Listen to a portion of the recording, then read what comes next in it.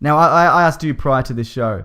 Yep. I said, Mason, can you talk about Apocalypse and tell the listeners about Apocalypse? Uh-huh. And you said, yeah. I did say that. I was very enthusiastic in that way. Sure. Yeah. Uh-huh. Now, Apocalypse, of course, he's they say he's the oldest mutant, but he's not the oldest mutant, is he? There's another one called Selene, I think, is older. Is that right? Okay. Sure. Yeah. I might be But she's wrong. not very impressive. So. No, well, that's right. Exactly. She's not. Apocalypse, who's got a much better name as well. Yeah, totally. Selene. And also, I don't really know anything about Selene. Okay, So, cool. Yeah. Well, Reese, that's your topic for next week. Oh, I'm gonna good. research. All about Selene. Well, like many mutants, he's just a mutant. Yeah. Like he's born with it. Okay. I mean, you think maybe it's Maybelline, but he's just born with it.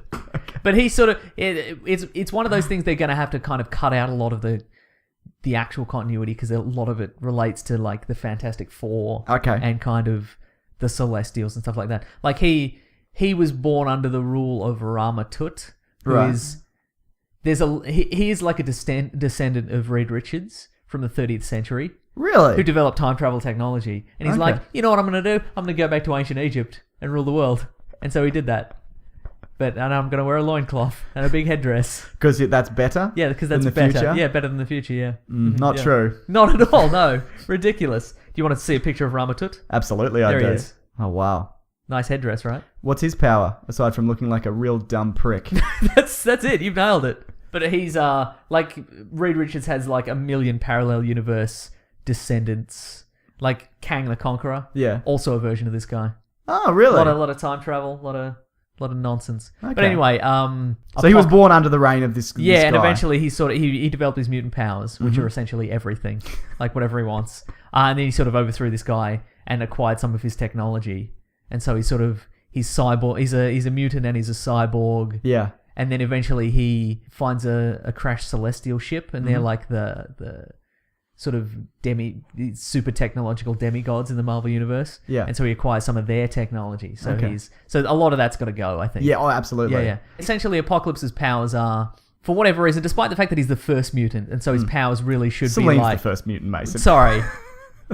Shut up. Anyway, despite the fact that he's the second mutant, and his powers should be largely, like, unimpressive. Yeah. Like, it should be just like... He can... Like he's got an extra joint in his thumb knuckle or Yeah, something like that. sure. Because that would the first mutant. Why would it be the... Well, it's like the first vampire from Blade. Right. You know, where he could do everything Right. or whatever. I Well, guess. Apocalypse is basically complete molecular control over himself, so Yeah. he can change size and shape and transform and make himself look like different people, or he can, shoot energy blasts, or turn invisible, or teleport, or fly, or heaps of other stuff. Okay. Just heaps Was more. he a hero in the past? Did he overthrow this Reed Richards' dad or whatever?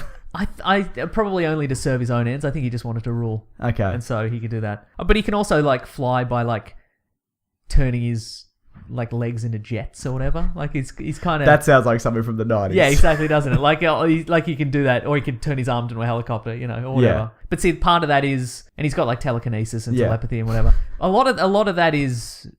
Some of that is probably like the technology part. Okay, yeah. So we might have to get rid of a lot of that. Yeah. What I feel is interesting about this guy, you give all those powers, which is basically every power, to a hero, and nobody cares. Right. Like that hero's and his exploits fall on deaf ears because you can't relate to him. Right. You give it to a villain, Yep. and all of a sudden he's not infinitely more interesting, but he is more interesting because you have to find a way to stop that character. Right, exactly, yeah. Mhm. So from that perspective, I think that's going to be good. So I'm assuming, though, because of the events of Days of Future Past, something's altered in the timeline. Yep. And they've awakened Apocalypse. Yeah, okay, yeah. Is that how that works? I would say that his powers are so vast that he exhausts himself or something like that. Okay. And then he has to go into hibernation Yeah. for X thousands of years or what have you. X-Men thousands of years. Thank you, good.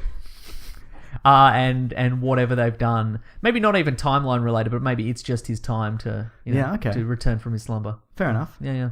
What about these Four Horsemen? Right. Okay. And I think we talked about it briefly with Days of Future Past. Yes. Apparently, and I missed it. Yeah. You can see the horsemen You can. in the... Do you have a picture? I actually do. Ooh. So there's Girl, Michael, Sarah, Great. and there's the Oh, Horsemen. yeah, okay. Well, that's quite vague. I thought... Okay, yeah. No, that makes sense. Yeah. Yeah, I mean, he acquires 4 individuals to do his bidding, and he can sort... In the Mutants normally. Right? normally but not mutants, and always. he uses his powers and his technology to give them additional, powers. There's usually a lot of metal involved. Okay. And what it'd be if you're fast, it'd make you super fast, but also you can throw knives.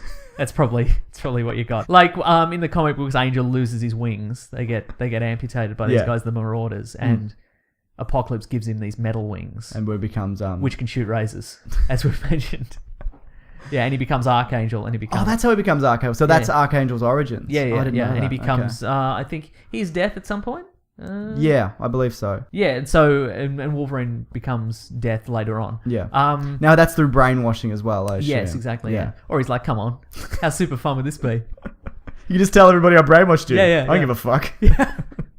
But I'm guessing that maybe the X-Men take out. He's got a few. Maybe he needs to acquire some more Horsemen. Yeah. Or he has his existing ones and they're old and weak, and the X-Men destroy a couple. Sure. And then he needs a couple more, so Yeah. he acquires Wolverine. Yeah. And he gives him the adamantium back. Okay. Yeah. Sure. Well, that would work. Yeah, totally. Now, Simon Kingberg, the producer on this film, he said that the Apocalypse film, which will be due out May 27th, 2016, said that he's going to be like the darkest leader we've seen in the X-Men universe. So you've got your Professor X and Xavier, who are both... Well, Professor X and Magneto. sorry, yeah. Professor X and It's been a Magneto. long night. It's your been here house. for an hour. Yeah. Oh. One's a really good guy. Yep. One accidentally killed the president. Sure.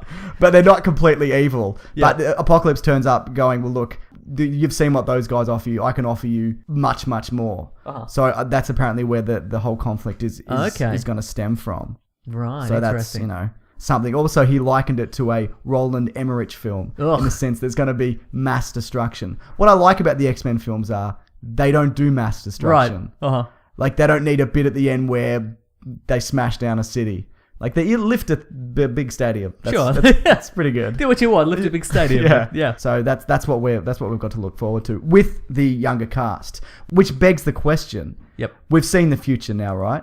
With Jean Grey alive and Scott Summers and whatever. Yeah. That means Apocalypse showed up and it wasn't a problem and everybody lived. Yeah, exactly. Now, Mason, I have to confess something. Uh-huh. I wanted to make a video about Apocalypse, but I didn't want to research it, so I just thought I'll just do this, put this into a video. You son of a bitch. You're good though. I tell you what.